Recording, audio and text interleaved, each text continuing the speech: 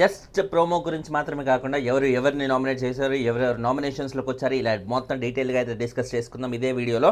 ముందుగా మనం చూసుకుంటే ప్రోమోకి వచ్చేసరికి నబీల్ గౌతమ్ని నామినేట్ చేస్తూ ఏదైతే ఇంతకుముందు జరిగిన వైల్డ్ కార్డ్స్ని అందరినీ పంపించేద్దామని ట్రై చేస్తున్నాం అన్నట్టుగా ఏదైతే మొన్న ఇష్యూ అయిపోయిందో గౌతమ్ అండ్ పృథ్వీ మధ్య, ఆ ఇష్యూ గురించి నబీల్ ఇప్పుడు నామినేట్ చేస్తున్నాడు అన్నమాట.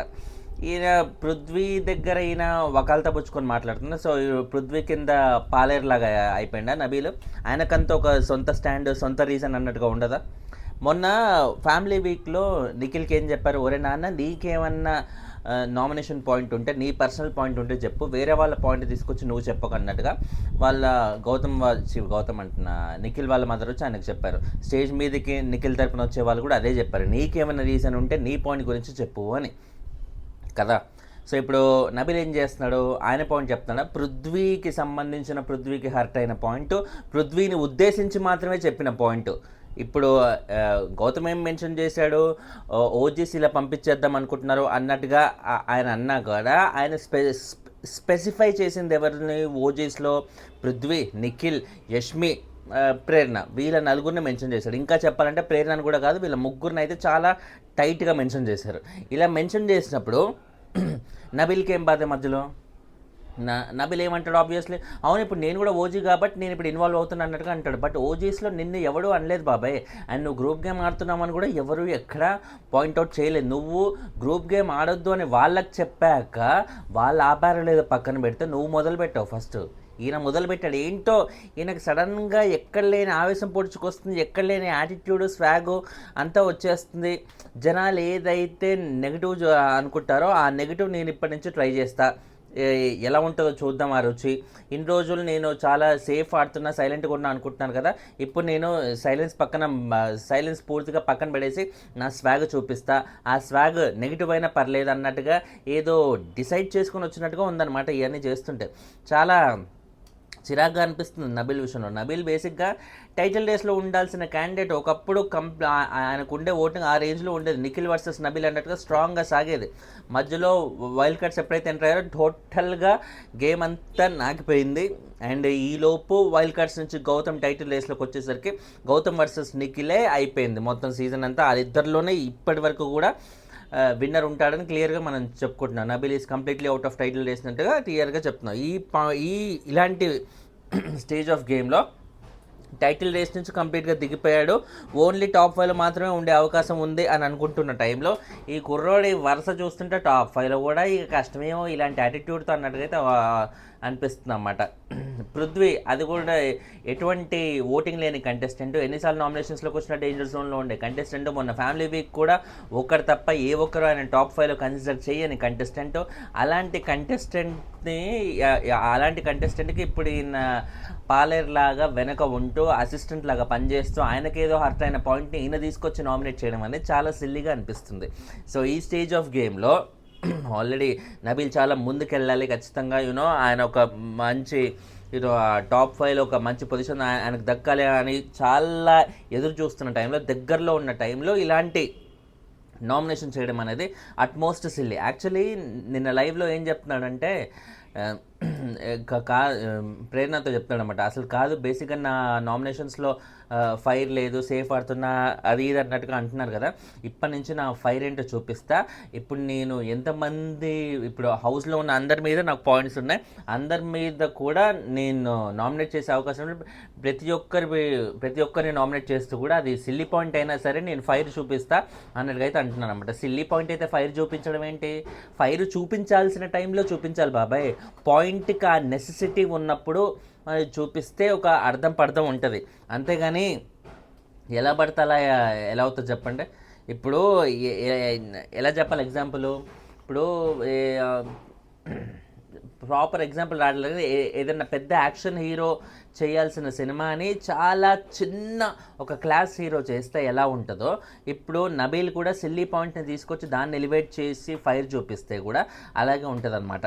సో ఇప్పుడు పుష్ప సినిమా అంటే అల్లు అర్జునే చేయాలి, అల్లు అర్జున్ కాకుండా ఏ చిన్న చిన్న బచ్చాగాళ్ళు ఎవరన్నా నిన్నగాక మొన్న వచ్చిన కొత్త కొత్త వాళ్ళు లేకపోతే క్లాస్ ఇమేజ్ ఉన్న క్లాస్ హీరోలు చేస్తే ఎలా అవుతుంది చెప్పండి. అది ఆ సినిమానే మాసు, ఆ సినిమానే కంప్లీట్లీ మాసెస్లోకి దంచు కొట్టే సినిమా. అలాంటి సినిమా ఉన్నప్పుడు మాస్ ఇమేజ్ ఉన్న బన్నీ లాంటి వాళ్ళే చేయాలి, మిగతా వాళ్ళు ఎవరు చేయకూడదు. ఈయన కూడా సిల్లీ పాయింట్కి ఫైర్ అయితే నడవదు. ప్రాపర్ పాయింట్ అయినప్పుడు, పాయింట్లో అంత స్ట్రెంత్ ఉన్నప్పుడు మాత్రమే అది అది చేయాలన్నమాట. మామూలుగా ఇవన్నీ ఆడియన్స్కి చెప్పకుండా ఇలా బయటికి రివీల్ చేయకుండా వేరే వాళ్ళతో డిస్కస్ చేయకుండా చేసేయాలి. అంతేగాని ఈయనేమో నా దగ్గర సిలీ పాయింట్ అయినా కానీ ఇప్పటి నుంచి నేను ఫైర్ చూపిస్తా అన్నట్టుగా చెప్పేయటం అనేది ఆడియన్స్లో ఎదవవడమే, ఆడియన్స్లో ఇంకా ఫూల్ అవ్వడమే. అది నాకు అర్థం కాకుండా మొత్తం చెప్పేస్తున్నాడు అన్నమాట. సో ఇవాళ ఏదైతే గౌతమ్ మీద అరిచేయడం అది కేవలం తెచ్చిపెట్టుకున్న ఆవేశమే అని ఆయనే ప్రూవ్ చేసినట్టు కదా. ఎందుకంటే ఆయన ఏంటి వైల్డ్ కార్డ్స్ని పంపిద్దామని ఈ పృథ్వీ అండ్ గౌతమ్ మధ్య ఇష్యూని ఈయన మధ్యలోకి తీసుకొచ్చి అంతా లేదు అన్నట్టుగా ఏదో టంగ్ ఎక్సర్సైజ్ చేస్తున్నట్టుగా ఉంది ఆయన మాట్లాడేది, ఆయన చేసే వెక్రింపులో. ఒకప్పుడు నబీల్ ఇలా చేస్తుంటే ఏం ఫైర్ అబ్బాయి అన్నట్టుగా అనిపించింది. ఎందుకంటే అది ఆర్గానిక్గా వచ్చింది. ఆ రీజన్కి ఆ సిచ్యువేషన్లో ఆ ఎన్వైర్న్మెంట్కి నబీల్ అలా రియాక్ట్ అవ్వడం ఖచ్చితంగా కరెక్టేరా అనే ఫీలింగ్ అయితే వచ్చింది. ఇప్పుడు రియాక్ట్ అవుతుంటే ఎలా అనిపిస్తుంది? తెచ్చిపెట్టుకున్న ఆవేశం, తెచ్చిపెట్టుకుని ఇప్పుడు అందరికీ ఇది నచ్చుతుంది కాబట్టి నేను ఇలా చెయ్యాలి అన్నట్టుగా ఇది తెచ్చిపెట్టుకున్న ఆవేశంలాగే అనిపిస్తుంది తప్ప ఆర్గానిక్గా అయితే నాకు ఎక్కడ అనిపించలేదు. ఈ విషయంలో డెఫినెట్లీ నబీల్కి చాలా మైనస్ అయ్యే అవకాశం ఫుల్గా తెలుస్తుంది. తను ఆల్రెడీ బీభత్సమైన మైనస్లోనే ఉన్నాడు. బీభత్సమైన మైనస్లో ఉన్న టైంలో ఇప్పుడు గౌతమ్ని ఇలాంటి సిల్లీ పాయింట్, తనకి సంబంధం లేని పాయింట్ని తీసుకొచ్చి గౌతమ్ని నామినేట్ చేయవద్దు అనట్లే, గౌతమ్కి సంబంధించి నీకేమైనా పాయింట్ ఉంటే మీ ఇద్దరి మధ్య ఏదన్నా డిస్టర్బెన్స్ ఉంటే ఆ పాయింట్ తీసుకొచ్చింది. సంబంధం లేని వేరే వాళ్ళ గొడవలో నీకేంటి బాబాయ్, నీకేంటి అసలు అక్కడ.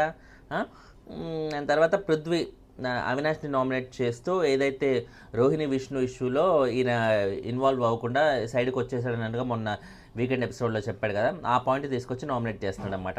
యాక్చువల్లీ ఈయన పాయింట్ వెతుక్కున్నాడు. పృథ్వీ యాటిట్యూడ్ ఏంటి, చాలాసార్లు ఆయనే చెప్పాడు, ఎవరైతే చాలా వీక్గా ఉంటారో నామినేషన్లో హౌస్లో ఓటింగ్లో వాళ్ళని పంపించేస్తే మనం ఇంట్లో సేఫ్గా ఉండొచ్చు అనే యాటిట్యూడ్. ఇది చాలాసార్లు హౌస్లోనే క్లియర్గా రివీల్ చేసేసాడు. సో ఇప్పుడు అవినాష్కి మొన్న ఎవిక్షన్ పాస్ లేకపోతే బయటికి వెళ్ళిపోయేవాడు అన్నట్టుగా బిగ్ బాస్ వాళ్ళు రివీల్ చేశారు కాబట్టి ఇప్పుడు పృథ్వీ ఇప్పుడు ఎవిక్షన్ పాస్ లేదు, ఇంకే ఛాన్స్ లేదు కదా, ఖచ్చితంగా అవినాష్ ఇప్పుడు నామినేట్ చేస్తే ఇమ్మీడియట్గా బయటికి వెళ్ళిపోతాడు అనేది ఆయనకి క్లియర్లీ తెలిసిపోయింది కాబట్టి ఇప్పుడు ఏం చేస్తున్నాడు, అవినాష్ని నామినేట్ చేస్తున్నాడు అనమాట. అవినాష్ని నామినేట్ చేయడానికి రీజన్ వెతుక్కున్నాడు.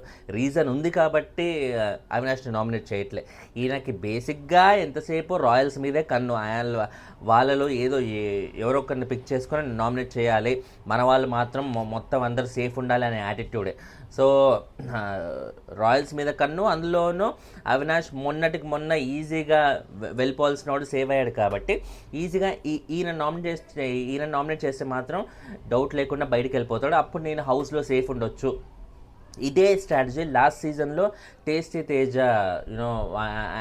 ఆయన చేశాడనమాట. కానీ ఆయనకు మ్యాక్సిమం టైమ్స్ ఇది వర్కౌట్ అయింది. ఆయన చేసిన ప్రతి నామినేషను ఇలాగే ఉండేది.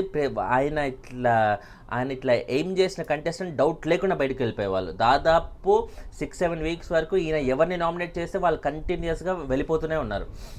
At the end of the day వాళ్ళందరూ వెళ్ళిపోయాక లాస్ట్కి ఈయన వెళ్ళిపోయాడు అనమాట. సో అది కూడా ఒక అడ్వాంటేజ్ అనే చెప్పాలి తనకి. సో అలాంటి కైండ్ ఆఫ్ స్ట్రాటజీ పృథ్వీ కూడా ఇక్కడ ట్రై చేస్తున్నాడేమో అన్నట్టుగా ఇక్కడ కనిపిస్తుంది. కానీ తేజ విషయంలో ఏం జరిగింది, తేజ ఆయన మామూలుగా గెస్ట్ చేసేవాడు హౌస్లో ఎవరి గేమ్ చాలా డల్గా ఉంది, ఎవరిది చాలా వీక్గా ఉంది అన్నట్టుగా గెస్ట్ చేసి దాన్ని బట్టి నామినేట్ చేస్తే అది ప్రతిసారి అలా చీకట్లో వేసిన ప్రాణాలు, అలా చీకట్లో అంటే మెయిన్ టు సే గేమ్ పరంగా ఆయన చేసిన అసెస్మెంట్ ఎప్పుడూ కరెక్ట్ అయింది, ఎప్పుడు దాన్ని బట్టి నామినేట్ చేయడం వాళ్ళు బయటికి వెళ్ళిపోవడం అనేది జరిగింది. కానీ పృథ్వీ విషయంలో పృథ్వీ తీసుకుంటున్న అసెస్మెంట్ ఏంటి, వీకెండ్లో నాగార్జున గారు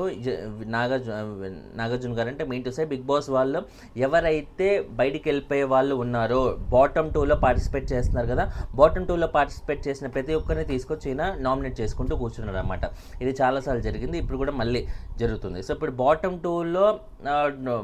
టూలో మాత్రమే కాకుండా ఏకంగా బయటికి వెళ్ళిపోయే ఓటింగ్ కూడా అవినాష్కి ఉంది అన్నట్టుగా తెలిసిపోయింది కాబట్టి గౌతమ్ మణికంఠ వెళ్ళిపోవాల్సిన వీక్లో వెళ్ళిపోవాలి అన్నట్టుగా ఆయనకు తెలిసినప్పుడు కూడా గౌతమ్ని నామినేట్ చేశాడు. అప్పుడు అంతకుముందు ఇలాగే చాలామంది విషయాల్లో ఇదే ప్యాటర్న్ కంటిన్యూ చేశాడు. ఇప్పుడు కూడా అదే చేయాలని చూస్తున్నాడు. అలా చేయాలని చూసే అవినాష్ని నామినేట్ చేస్తున్నాడు అనమాట. అవినాష్ని నామినేట్ చేసి ఈయన చెప్పే పాయింట్ ఏంటి, రోహిణి విష్ణు విషయంలో నువ్వు వాళ్ళ ఇష్యూలో ఇంటర్ఫియర్ అవ్వకుండా సైడ్కి వెళ్ళిపోయావు అన్నట్టుగా అంటుంటే, అవినాష్ ఏంటి, నాకు సంబంధం లేని విషయంలో నేను అట్లా ఇంటర్ఫియర్ అవును, అది వాళ్ళ పర్సనల్ ఇష్యూ కదా, పర్సనల్ ఇష్యూలో నేను వచ్చేందుకు ఇన్వాల్వ్ అవ్వాలన్నట్టుగా అయితే చెప్తున్నాను అనమాట. అంటే అది పర్సనల్ ఇష్యూ అనే కంటే కూడా వాళ్ళు పబ్లిక్ ప్లాట్ఫామ్లో ఇద్దరు లొల్లి పెట్టుకుంటున్నప్పుడు ఈయన ఒక మధ్యలో వెళ్ళి ఒక పెద్దరికంగా ఒక స్టాండ్ తీసుకోవడంలో తప్పైతే లేదు. కానీ అక్కడ వచ్చే పాయింట్స్ ఎలాంటి పాయింట్స్ ఉన్నాయి, నువ్వు రోహిణి ఏమంది విష్ణుని, నువ్వు ఫస్ట్ నిఖిల్కి ట్రై చేసావు, అది వర్కౌట్ అవ్వకపోయేసరికి పృథ్వీ వైపు తిరిగావు అన్నట్టుగా అంటుంటే, ఇటు సైడ్ ఏమో విష్ణు ఏమంటుంది, నీకంత సీన్ లేదు, అసలు ఇన్ని రోజులు నువ్వు అసలు ఉండడమే చాలా గ్రేటు, నువ్వు అసలు నామినేషన్స్కి రావట్లేవు, అది ఇదని ఇలాంటి కైండ్ ఆఫ్ పాయింట్స్ అన్నీ తీస్తున్నా. ఆ పాయింట్స్లో అవినాష్ వెళ్ళి ఇంటర్ఫియర్ అవ్వడానికి ఏముంటుంది, ఇంటర్ఫియర్ అవ్వకున్నా కూడా అట్లీస్ట్ తను ఆపాల్సిందే, అరే వద్దు ఎందుకు ఇదంతా వద్దు అంటూ ఆ కైండ్ ఆఫ్ పెద్దరికం ఏదో చేయాల్సిందే. మన పృథ్వీ అండ్ గౌతమ్ ఇష్యూలో ఇలాంటి పెద్దరికమే చేసి ఆపాలని చాలా చూసాడు. అలాంటిదే వీళ్ళిద్దరిలో కూడా చేయాల్సిందే, బట్ అది చేయలేకపోయాడు అనమాట. సో అది చేయాల్సిందే. సో ఆ విషయంలో అవినాష్ నాకు సంబంధం లేని విషయంలో అది వాళ్ళ పర్సనల్ మ్యాటర్ అయినప్పుడు నేను వచ్చి ఇన్వాల్వ్ అవ్వకూడదు అన్నట్టుగా అనడం అనేది ఖచ్చితంగా రాంగ్ అనే చెప్తాను నేను.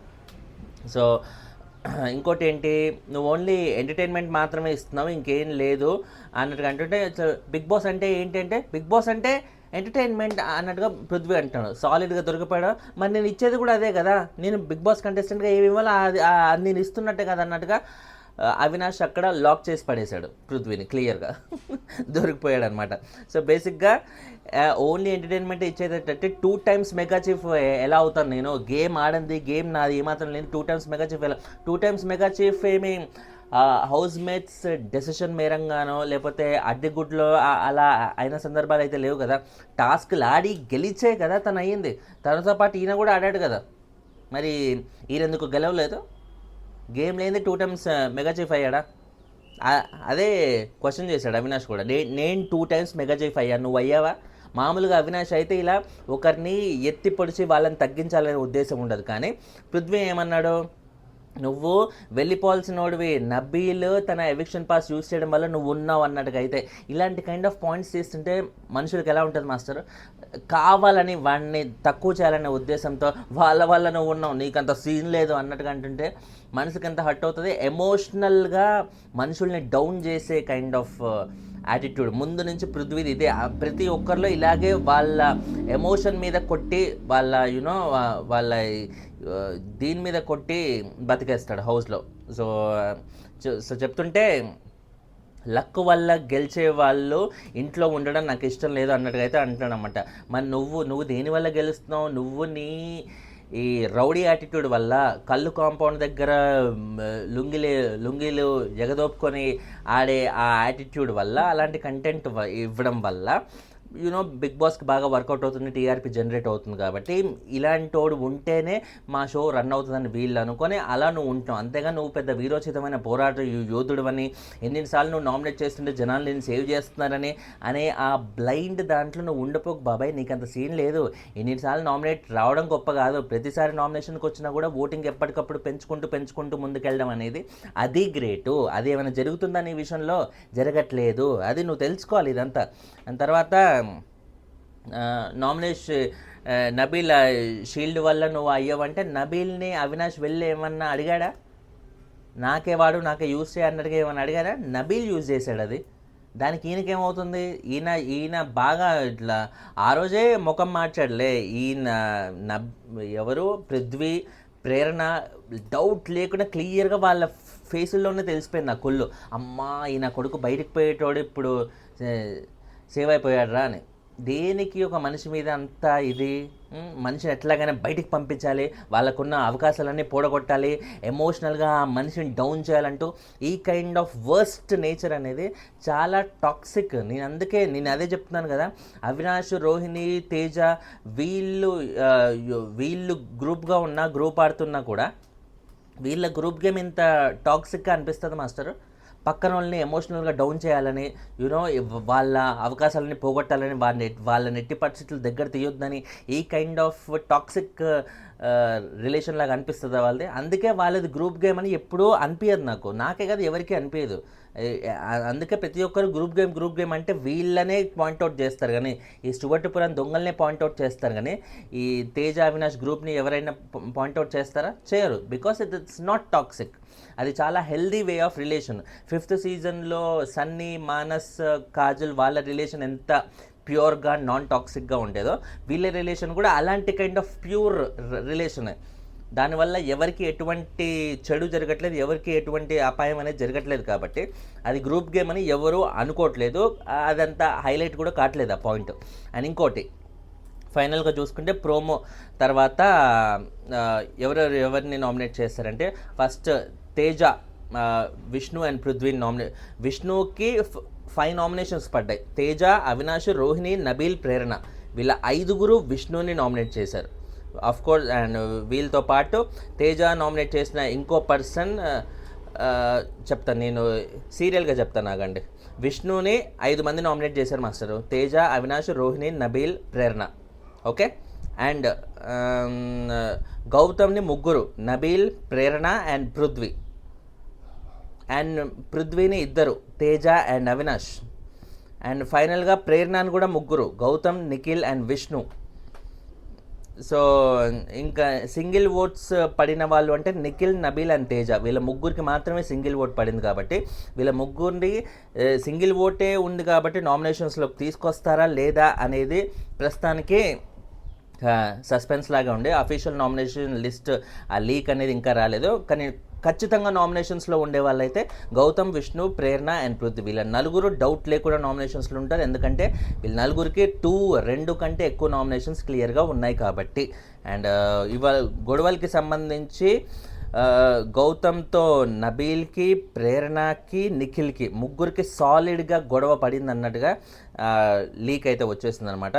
అండ్ దాంతోపాటు పృథ్వీ అండ్ అవినాష్ మనం ఆల్రెడీ ప్రోమోలో చూసినట్టే. అండ్ పృథ్వీ వర్సెస్ తేజ అన్నట్టుగా రోహిణి వర్సెస్ నబీల్ ఏంటి, రోహిణి ఆడిన మెగా చీఫ్ టాస్క్లో స్కూప్స్ పోసే టాస్క్లో నబీల్ అది పోసిన విధానం ఎలా ఉంది, ఆయన పోసే విధానంలో అది కింద పడేద్దాం అనుకున్నాడు అది. అంతేగాని స్కూప్స్ పోసినందుకు ఆ వెయిట్ని భరించలేక రోహిణి వదిలేయాలి. అలా కాకుండా ఈయన పోసే విధానానికి దాన్ని అది కింద పడేయాలనుకున్నాడు. అది వర్స్ట్ స్ట్రాటజీ. ఆ వర్స్ట్ స్ట్రాటజీకి నబీల్ని రోహిణి నామినేట్ చేసింది. రోహిణి ఒక్కటి మాత్రమే నబీల్ని నామినేట్ చేయడం వల్ల ఆయన సింగిల్ ఓట్ పడింది, కాబట్టి నామినేషన్స్లోకి వచ్చే అవకాశం అయితే ఉండదు. కానీ ఆ పాయింట్ మీద రోహిణి నామినేట్ చేయడం అనేది వెరీ వెరీ గుడ్ థింగ్. ఎందుకంటే అది ఆమెకు మాత్రమే జరిగిన ఇష్యూ కాబట్టి ఈ ఇష్యూ మీద నబీల్ ఎలా రెస్పాండ్ అవుతాడో, ఇలాగే స్వాగ్ చూపించి రెస్పాండ్ అవుతే మాత్రం ఎప్పుడైనా తప్పు ఉంటే తప్పును ఒప్పుకునేటట్టు దాన్ని తగ్గట్టుగా మాట్లాడాలి. కానీ తప్పు చేసినా కూడా అమ్మో నాలో స్వాగ్ లేదంటున్నారు, నాలో ఫైర్ లేదంటున్నారు, కాబట్టి నేను ఇప్పుడు అర్జెంటుగా ఫైర్ చూపించాలి రోయ్ అన్నట్టుగా లేని ఫైర్ తెచ్చిపెట్టుకున్న ఫైర్ చూపిస్తే చూసే ఆడియన్స్ కూడా చిరాకు అనిపిస్తుంది.